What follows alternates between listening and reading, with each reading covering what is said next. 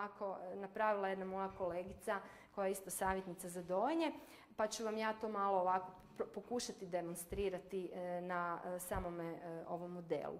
Dakle, kada se želi izdati mlijeko iz dojki, potrebno je prethodno možda isto tako udobno se namjestiti.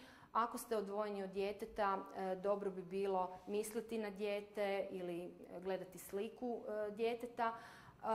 Ukoliko niste, a želite se izdojiti, dobro je i dijete staviti blizu sebe, jer će na taj način taj emocionalni dio biti puno jači i otpust mlijeka će biti puno bolji.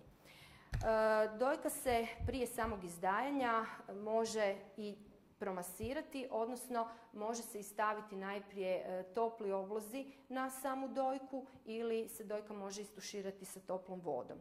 Nakon toga dojka se, dakle, lagano kružnim pokretima masira u smjeru kazaljke na satu. U svakom slučaju ta masaža ne smije biti gruba, ne smije se raditi jaki pritisak na dojku, ne smiju biti nekakva struganja po dojci od baze prema naprijed. To vam govorim iz toga razloga jer često sam svjedok situacije da se događaju krivi načini izdajanja i da žene onda pate zato što je to dosta bolno. I iz neznanja rade se krivi postupci, tako da u svakom slučaju vrlo nježno se postupa sa dojkama, dakle naročito ako je razlog izdajanja upala ili nekakav zastoj koji je bolan, gdje bi takve masaže ili takva gruba izdanja mogla biti vrlo bolna za ženu. Dakle, lagano se promasira dojka, nakon toga stavlja se ruka u položaj slova C, znači prsti od kažiprsta prema dole se stavljaju na donji dio areole, a palac se stavlja na gornji dio areole. Ukoliko je dojka veća, dobro je dojku malo i podignuti i napraviti pritisak prema grudnome košu. Nakon toga sa palcem i sa kažiprstom radi se kotrljanje prema naprijed, dakle kao da se daje otisak prsta. Na taj način se izdajaju, odnosno masiraju izlazni kanali iz žlijezda same dojke koji se nalaze upravo u području areole. Mlijeko će sigurno krenuti nakon 3 minute, 2 do 3 minute, možda i prije, i samo takvo izdajanje može trajati jedno 5 do 7 minuta, odnosno dok sam otpust mlijeka ne oslabi.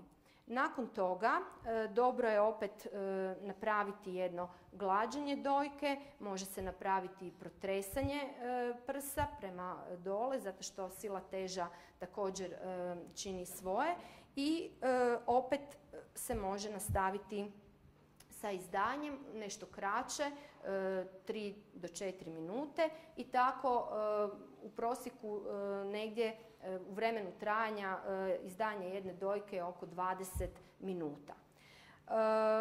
Jasno, druga dojka isto tako, ako je potrebno. Nikad se ne forsira izdajanje do kraja, ukoliko zaista imate neki zastoj u dojci, jer samim tim izdajanjem možete potencirati produkciju veće količine mlijeka. Tako da kada se izdajate zbog zastoja ili zbog veće količine mlijeka u dojci, onda svakako ne izdati se do kraja, nego dok dojka ne bude opuštena, odnosno dok ne osjetite olakšanje u samoj dojci.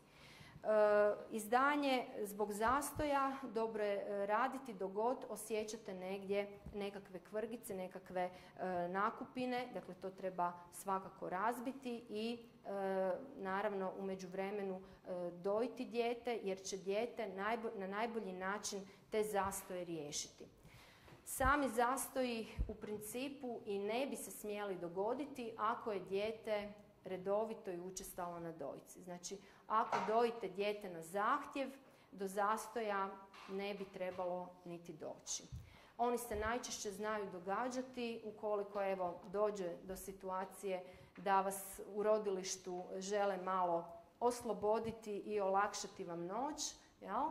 Pa vam onda uzmu dijete, dječju sobu i onda se tijekom noći vi naravno ne izdajete i dolazi do većeg nakupljanja mlijeka u dojci. Zato kažem, svakako taj dio ako vam nude, možda je bolje, možda će vam biti prvi dan, drugi dan teže, ali vjerujte mi da će vam biti kasnije puno lakše jer ćete na neki način usvojiti taj ritam i beba će usvojiti bolji ritam, a vi nećete imati dodatnih problema i poteškoća vezanih uz dojenje.